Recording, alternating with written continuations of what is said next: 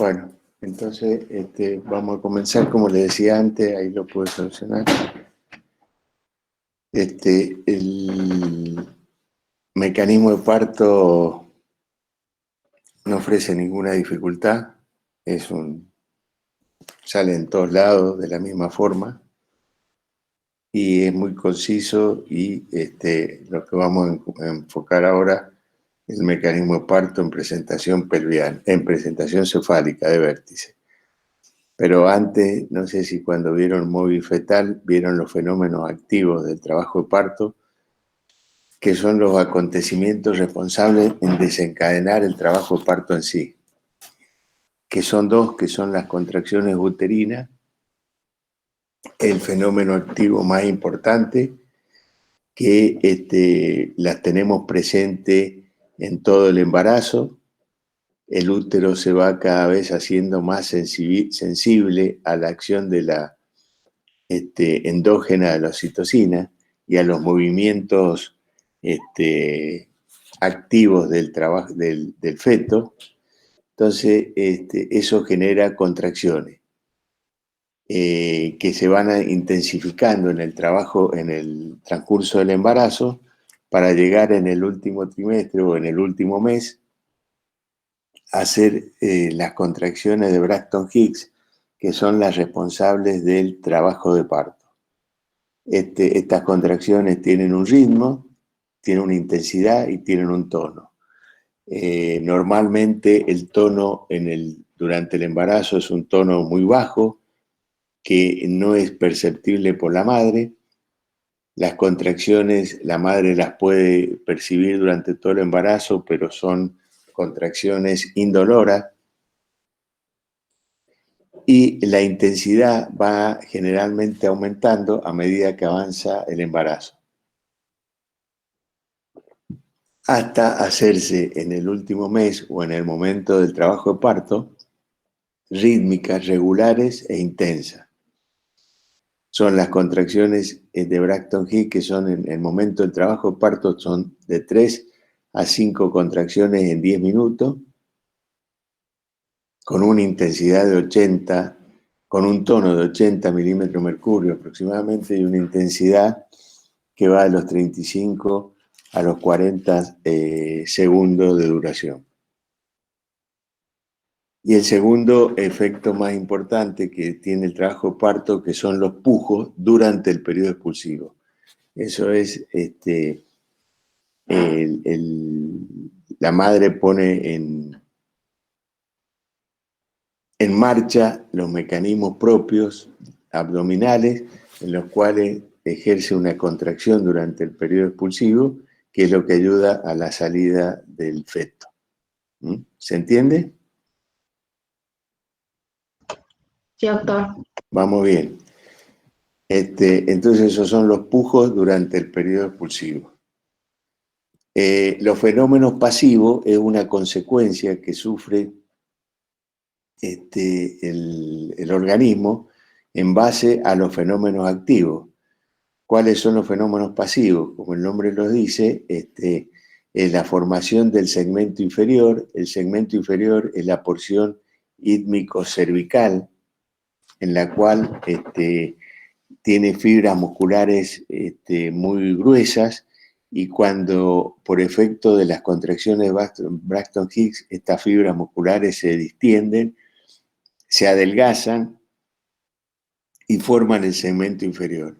Este segmento inferior tiene la particularidad de que una vez que se produce el parto, vuelve las fibras a la restitución ad integrum en toda su calidad y cualidad. Y es el sitio por el cual se produce la incisión en el momento de la histerotomía, en el momento de la cesárea. Y que lo bueno de esto es que se cortan muy pocas fibras musculares al estar distendido y al estar formado el segmento inferior, y cuando vuelve el útero a su posición normal, la restitución es totalmente normal. No así cuando se hace una cesárea fuera del trabajo de parto, en donde cortamos muchas fibras musculares. Esto es importante a tenerlo en cuenta porque cuando estamos atendiendo a una madre en la cual tiene un antecedente cesárea anterior, es importante preguntarle si la cesárea la tuvo intraparto o fuera del trabajo de parto, porque la cicatriz que se forma durante el trabajo de parto es más prácticamente nula. En cambio, cuando la cicatriz se forma fuera del trabajo de parto, se cortan muchas fibras musculares, la cicatriz es más débil. Bueno, el borramiento y dilatación cervical, el segundo paso, que es todo consecutivo al anterior, a los fenómenos activos. El cuello comienza a borrarse en la primigesta y luego a dilatarse, y a la inversa. En la multípara, el borramiento y dilatación cervical concurren al mismo tiempo. La dilatación de la cúpula, y ahí es cuando se produce el borramiento, dilatación cervical, la expulsión de los limos, que sería el otro punto del fenómeno pasivo. Los limos son un tapón gelatinoso que obstruye el orificio cervical interno o el canal cervical y que sirve de protección a la cavidad amniótica frente a los ascensos que podrían existir de microorganismos, bacterias, etc. La dilatación de la cúpula vaginal ocurre simultáneamente con el borramiento y dilatación cervical. La formación de la bolsa de las aguas. Esto es importante porque fuera del trabajo de parto tenemos las membranas amnióticas que recubren al feto. Cuando se producen las contracciones, el extremo inferior de las membranas se separa de lo que es el espacio cérvico segmentario, y al separarse o se despega, forma lo que es la bolsa de las aguas, que es la parte más declive de la membrana y más prominente, que ayuda a la dilatación cérvico-segmentario, ayuda a la formación del canal del parto. La ampliación del canal blando es el otro mecanismo que corresponde a todo lo que hemos dicho: la formación del segmento inferior, dilatación cervical, dilatación de la cúpula vaginal, formación de las aguas, y ahí a continuación la ampliación del canal blando.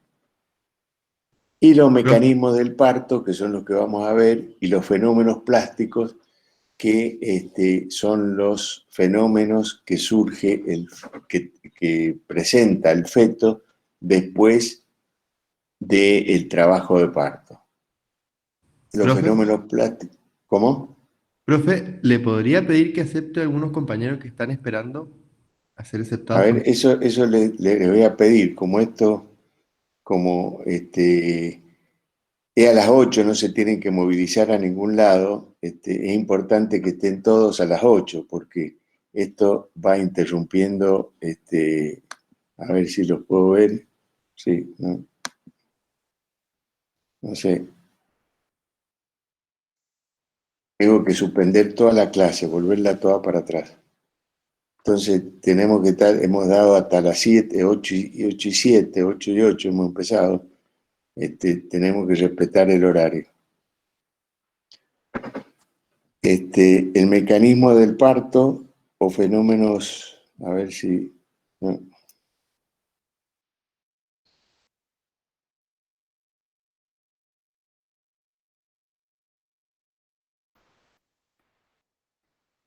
Contracción uterina y los pujos. Tengo que interrumpir la clase.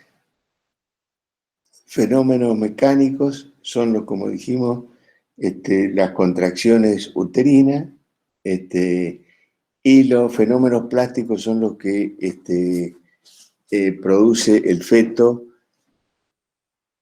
luego del trabajo de parto, que son el tumor serosanguíneo y el cefalohematoma. El tumor serosanguíneo se produce generalmente cuando la paciente ha tenido una bolsa rota durante un tiempo prolongado, excesivo, entonces la fuerza que ejerce el feto o las contracciones sobre el polo cefálico produce un tumor serosanguíneo, que está entre el tejido celular subcutáneo y es muy superficial, se forma como un chichón. Y el cefalomatoma ya hay un despegamiento del periósteo, que puede ser traumático, puede ser por aplicación de un forceps, un vacuum, etc. Eso ya no se usa más, pero el forceps sí. Entonces son los dos fenómenos plásticos. Entonces, fenómenos activos, dijimos las contracciones de tipo A, de Álvarez, que son de fibrilaciones del músculo uterino, son de muy baja intensidad y que no pueden ser percibidas por la madre y que se dan generalmente en todo el embarazo. Y las tipo B o de Braxton Hicks, que aparecen a partir de las 30 semanas de gestación, que generalmente empiezan, como les dije, con una frecuencia muy baja, una cada 40, 60 o 120 minutos, y se van incrementando a lo largo de la gestación hasta transformarse en contracciones partales, que son 3 en 10 de 35 segundos de duración y de 80 milímetros de mercurio de intensidad. Estos se van haciendo cada vez más, empiezan a aparecer las partales porque el útero empieza a sensibilizarse a la acción de la oxitocina. Y el feto ejerce un mecanismo de reflejo que cuando se apoya a nivel del canal cervical, despierta un mecanismo de feedback en donde se libera oxitocina endógena que actúa a nivel del estímulo de las contracciones. Al igual que si producimos, por eso a las embarazadas evitamos que se hagan higiene o que se preparen los pechos para la lactancia en el último mes, porque esa sensibilidad que tienen los pechos puede eliminar oxitocina endógena y aumentar las contracciones. La intensidad en el inicio del trabajo de parto son de 20 a 30, con un tono de 10 milímetros de mercurio hasta llegar a 80 milímetros de mercurio en el periodo expulsivo. La duración dura 200 segundos, estamos hablando de una duración generalmente al comienzo de del embarazo, cuando son imperceptibles, pero tiene un periodo de aceleración rápida y aceleración y desaceleración rápida. Esta aceleración rápida es la que nosotros vamos a constatar en el transcurso del trabajo de parto. Acá lo han puesto exagerado, 50 segundos, pero son en pleno trabajo de parto, una contracción puede durar 40 segundos aproximadamente. Y después produce un decalage, o sea, se va perdiendo esa contracción. Por eso la desaceleración lenta que ocurre entre contracción y contracción puede ser de 100 segundos. ¿Cuáles son las características cualitativas de las contracciones? El triple gradiente descendente. Tiene mayor intensidad en el fondo uterino, mayor duración en el fondo uterino que en la parte baja, y la dirección son de arriba hacia abajo. Ese es el triple gradiente descendente, que es el que favorece el trabajo de parto. En algunas circunstancias se produce la inversión del triple gradiente, que empieza de abajo hacia arriba y hay que corregirla en el trabajo de parto. Fenómenos, bueno, como ya lo habíamos dicho, todos los fenómenos pasivos los nombré anteriormente. Bueno, la presentación cefálica de vértice es la presentación más eutóxica que existe, ¿no es cierto? Ocupa el 95%. Si hay alguna duda en lo que dije, me pueden preguntar discretamente alguno que no entendió algo. Entonces, representa el 95% de las presentaciones y el 99% de las presentaciones cefálicas, o sea que es la modalidad más eutóxica que existe. La frecuencia de las variedades de posición, sabíamos que presentación es la parte del estrecho del polo cefálico que se ofrece al estrecho superior y que es capaz de desencadenar el trabajo parto. A eso llamamos presentación. Por eso tenemos dos tipos de presentaciones, que es la cefálica y la pelviana.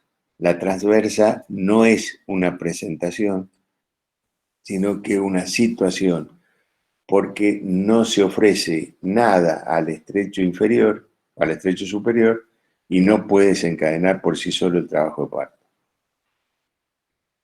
Y la variedad de posiciones, la relación que existe entre con el eje materno o con el eje de la pelvis fetal, de la pelvis materna. Las frecuencias son: la más eutóxica es la izquierda anterior, después en el mismo eje tenemos la derecha posterior, después tenemos la izquierda posterior y la derecha anterior. El punto de presentación cefálica y vértice es el occipital y el punto guía es la fontanela posterior o fontanela menor. Entonces tenemos el primer tiempo, la acomodación al estrecho superior, orientación de la cabeza. La sutura sagital se ubica en uno de los diámetros del estrecho superior, que el más frecuente es el oblicuo izquierdo, es el más amplio, el que ofrece menos dificultad para que se ubique el polo cefálico, porque el oblicuo derecho generalmente está ocupado por el colon descendente, entonces le deja más espacio al oblicuo izquierdo. Entonces se ubica en el oblicuo izquierdo, establece orientación de la cabeza en el oblicuo izquierdo, produce una flexión de la cabeza gracias a las contracciones uterinas, y esa contracción impulsa en el feto a que descienda en el canal del parto. Y desciende esa flexión al inclinar la cabeza hacia abajo en el suboccipito bregmático, que es un diámetro que mide 9,5, como lo habíamos dicho antes, que es un diámetro accesible y que permite el descenso del polo cefálico. El diagnóstico lo vamos a hacer cuando está la cabeza en primer plano de Hosch, la sutura sagital en los diámetros oblicuos. Produce el segundo paso, descenso o encaje, en el cual se introduce o desciende la cabeza a través del canal del parto. Se produce ese descenso a nivel del canal del parto. Puede ser sinclítico o asinclítico. Esto se refiere a que el polo cefálico esté más anterior o más posterior en relación a la pelvis materna. Se considera que la cabeza está encajada cuando el vértice alcanza, o sea, el occipital, alcanza el nivel de la espina ciática. Ahí tenemos el tercer plano de Hosch. En cuanto a los planos de Hosch, que son los niveles por los cuales atraviesa la placenta, tenemos que el plano a nivel del primer plano de Hosch lo tenemos a nivel del pubis, en el borde superior del pubis. El segundo plano lo tenemos en el borde inferior del pubis. y el tercer plano a nivel de la espina ciática. Y el cuarto lo vamos a tener a nivel del coxis. Entonces, la acomodación al estrecho inferior y la rotación interna, una vez que el feto comienza a descender en el canal del parto, habíamos dicho que desciende por el oblicuo izquierdo, se prepara para el periodo expulsivo. Sabemos que los mecanismos o las etapas del trabajo de parto son un periodo de dilatación, que es la primera, un periodo expulsivo y un periodo de alumbramiento. Son las tres etapas que tiene el trabajo de parto. Nosotros acá estamos en el periodo de dilatación y en el periodo expulsivo. El periodo de alumbramiento se completa con la salida de la placenta. Entonces, la acomodación del estrecho inferior y la rotación interna es fundamental para que el feto sea expulsado y debe estar orientado. Esa rotación interna lo hace porque el feto gira su diámetro oblicuo y lo coloca abajo en orientado al anteroposterior, abajo del pubis. A medida que se va descendiendo, se va produciendo esa rotación interna. Cuando la orientación y el descenso han ocurrido en el diámetro transverso, cuando baja en el diámetro transverso, la rotación que tiene que hacer el feto para alcanzar el occipito púbico es de 90 grados. Si es en la occipito ilíaca izquierda anterior o la derecha posterior, que es una B, la rotación que tiene que hacer al centro de la pelvis es 45 grados.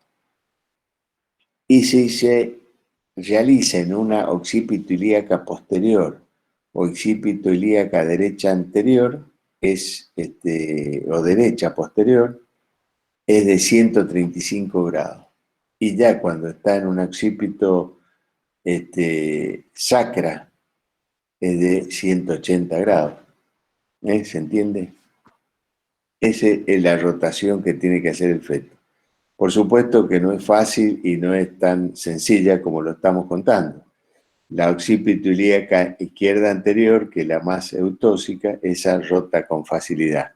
La transversa ejerce un cierto grado de dificultad y ya las variedades posteriores a veces son tan distóxicas que rotan hacia atrás, a occipito sacra, con mayor facilidad.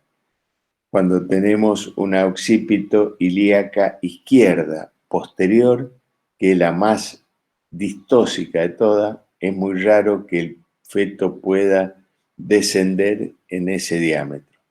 Entonces no se produce lo que se llama el encaje. Entonces estamos acomodación al estrecho inferior, rotación interna, y simultáneamente con esta rotación interna que se realiza a nivel del polo cefálico, se realiza la orientación de los hombros, y lo hace, el hombro se ubica en el oblicuo opuesto que se ubicó el diámetro occipital. O sea, si el diámetro occipital giró o descendió en el oblicuo izquierdo, el hombro, si ustedes se ubican el dibujo o se ubican la figura del feto descendiendo, los hombros se van a ubicar en el derecho, oblicuo derecho. Van a descender en ese diámetro. Entonces tenemos, junto con la rotación interna, el primer tiempo de los hombros. Y cuando la cabeza ahí ya descendió, se encajó, se encuentra en el cuarto plano de Hoss, que dijimos que a nivel de las espinas, del coxis no retropulsado. El cuarto tiempo es el desprendimiento. Acá tenemos el occipital que se ubicó en el subpubis, coloca el occipión, o sea, la parte más saliente del occipital debajo del pubis, y ejerce un mecanismo de deflexión, o sea, levanta la cabeza, apoya el occipital en el subpubis y se produce el desprendimiento por deflexión, por deflexión. Esto se produce en el 98% de los casos y se asocia con el segundo tiempo del parto de hombros, que es el encaje o descenso en el diámetro oblicuo opuesto que se encajó la cabeza, como le había dicho antes. Si la cabeza se encajó en el oblicuo izquierdo, acá lo estamos en el oblicuo derecho. El quinto tiempo, una vez que ya se desprendió ahí ya en el oblicuo anterior, se produce en el paso anterior, que el cuarto tiempo cefálico, se desprendió la cabeza, salió la cabeza y se produce la rotación externa de la cabeza. O sea, por un mecanismo de liberación de fuerza, la cabeza se desprende y hace la rotación externa al lugar que se encontraba antes, cuando empezó el descenso. Y ahí tenemos la rotación interna de hombros en el diámetro anteroposterior. Descenso y encaje, los hombros se ubican en el diámetro anteroposterior. Estos se van a ubicar mejor cuando vean o repasen en el libro todos estos pasos y vean la figura. Y junto a esto se produce la rotación externa de la cabeza. El occipucio rota 90 grados, restituye la fuerza que tenía cuando empezó el descenso y hacia el mismo lado en la que ocurrió su descenso, que es lo que estábamos diciendo. Desprendimiento de los hombros. Acá lo realiza el que atiende el parto. ¿Qué significa esto? Que nosotros, una vez que el hombro rota al occipito púbica, al acromio púbica, digamos, nosotros debemos acomodar el hombro anterior en el subpubis, deslizando hacia abajo la horquilla del pubis y luego ahí, cuando desciendo el feto, tomándolo del polo cefálico, desciendo el feto, coloco el hombro anterior a nivel de la horquilla del pubis, luego levanto el feto y el hombro posterior desliza o barre el periné o barre la horquilla vulvar y se produce el desprendimiento de los hombros. Y ahí generalmente el parto de nalga se escamotea totalmente, o sea, eso nace, uno acomoda los dos primeros pasos o los dos primeros desprendimientos, el cefálico y el de hombro, es con ayuda manual. El parto pelviano o del polo pelviano, el polo pelviano se ubica el vitrocanterio y se coloca en el mismo diámetro que ocupó el parto de hombro. Y se escamotea, o sea que sale por acción de la fuerza de la gravedad y por acción de la misma fuerza que ejerce el feto. Entonces, como para hacer un repaso, tenemos que, como dijimos, resumiendo, la modalidad de vértice es la más eutóxica de todas. Lo tenemos por palpación abdominal, vamos a encontrar el polo cefálico que ocupa el estrecho superior. Cuando está sobre el estrecho superior, la presentación está móvil, o sea que pelotea, sería insinuada cuando se palpa bien. Ahí lo tendríamos insinuada cuando está empezando el descenso, lo tenemos en el primer plano y ahí tenemos la acomodación al estrecho superior de la presentación. La fija, cuando no se moviliza, y prácticamente lo que estamos viendo es la mitad del polo cefálico, porque se va perdiendo por debajo del estrecho superior y vamos viendo el segundo plano de Hodge, comienza el descenso. Encajada, cuando ya la tenemos en el tercer plano de Hodge, y ahí por la palpación lo único que vamos a ver es el surco del cuello, porque la presentación la tenemos, es intrapélvica, la tenemos intrapélvica, y profundamente encajada, prácticamente no se alcanza ni el surco del cuello, está en cuarto plano de Hodge a nivel del coxis, y la acomodación al estrecho inferior con la rotación interna consiguiente para acomodación del polo cefálico en el subpúbico y provocar el desprendimiento. Bueno, no sé si está claro y se entendió todo lo que hemos hablado, porque después vendría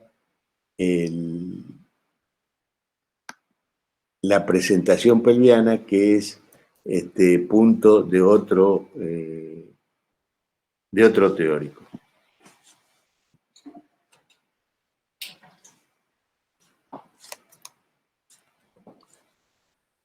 ¿Se entendió? ¿Estamos claros?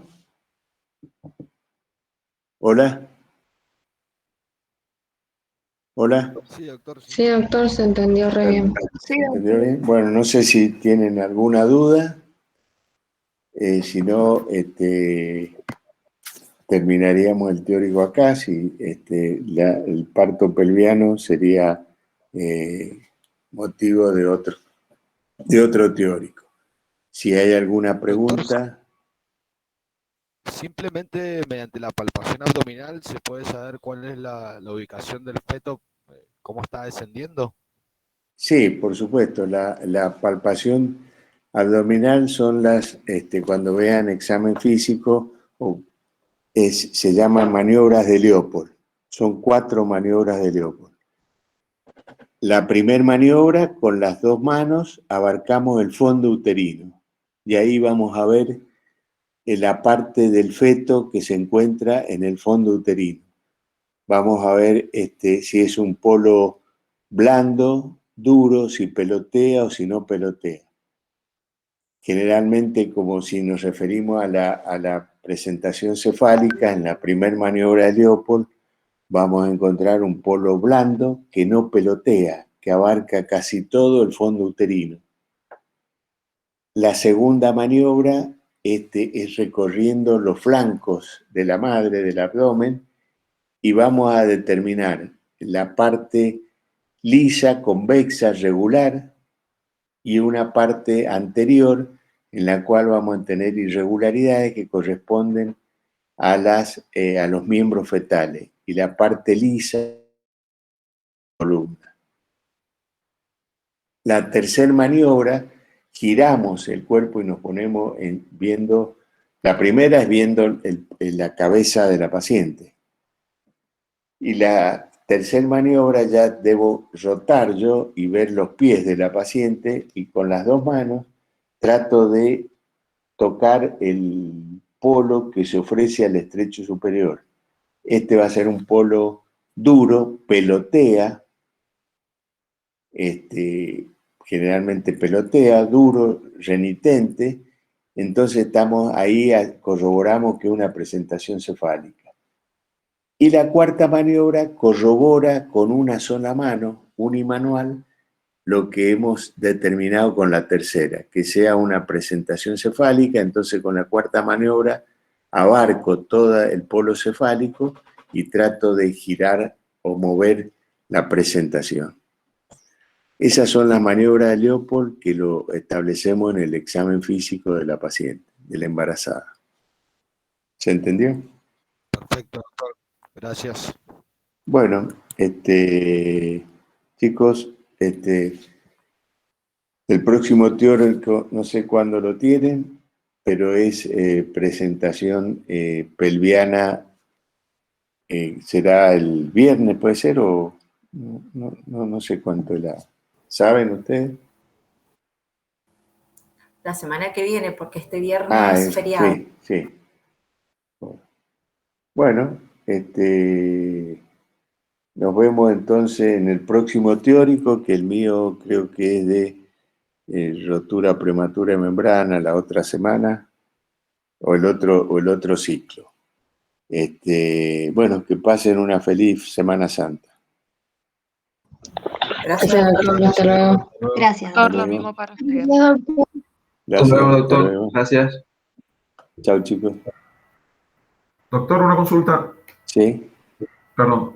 Dentro del mecanismo de parto de la presentación cefálica de vértice, ¿las otras también hay que saberlas? ¿La de bregma, de frente y de cara? ¿O Sí, mencionarlas? también, pero hablamos de la autóxica y lo otro, lo único que hacemos es la rotación, la flexión más pronunciada. En la de bregma, en vez del punto guía, el occipital, acá va a ser el ángulo anterior del bregma. Y en la de frente, es la frente, y en la de cara, la raíz de la nariz. O sea, va a depender, todo lo demás va a depender de la flexión que ejerce el feto, la deflexión. O sea, cuanto más deflexionado está, más va a ser la presentación deflexionada. Son presentaciones deflexionadas. La Perfecto. primera sería la de frente, la segunda la de cara. ¿Y esas irían a cesárea? La de frente va generalmente a cesárea y la de cara, si bien ofrece un diámetro chico, si la paciente es una multípara o una gran multípara, a veces nos hemos encontrado con un tumor serosanguíneo que abarca toda la cara porque la presentación se desarrolló en una presentación de cara, sobre todo en los prematuros. Pero generalmente las dos son eutóxicas y la más eutóxica es la de vértice, la de frente. La de frente. Perfecto. Bueno, muchas gracias. Muy bien. Hasta luego. Chao, chicos.